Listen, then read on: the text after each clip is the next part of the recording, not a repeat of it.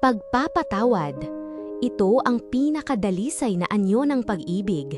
Kailangan ng tapang para humingi ng tawad, ngunit mas higit na lakas ng loob ang kailangan para magpatawad. Tara, pray tayo. Panginoon, salamat po sa isa na namang umaga na muli mong ipinagkaloob sa amin. Salamat po sa buhay, sa hininga at sa pagkakataong muling bumangon na may pag-asa at bagong simula. Ngayong umaga pong ito, Panginoon, inaanyayahan ka namin sa aming mga puso. Bago pa man magsimula ang bigat ng mundo, pinipili po naming unahin ka. Alam mo po ang mga sugat na aming dinadala, ang mga salitang masakit na narinig, at ang mga alaala na hanggang ngayon ay patuloy na bumabalik.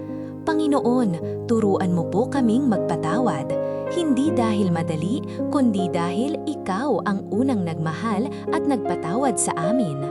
Kung may galit na nakakulong sa aming mga puso, palitan mo po ito ng kapayapaan. Kung may sama ng loob na nagpapabigat sa aming dibdib, ikaw po ang magpalaya sa amin. Bigyan mo po kami ng lakas ng loob na magpatawad kahit masakit, na magbitaw kahit mahirap at magmahal kahit hindi kami perpekto. Ngayong araw, Panginoon, isinusuko po namin sa iyo ang aming mga damdamin, ang aming mga sugat at ang aming mga relasyon.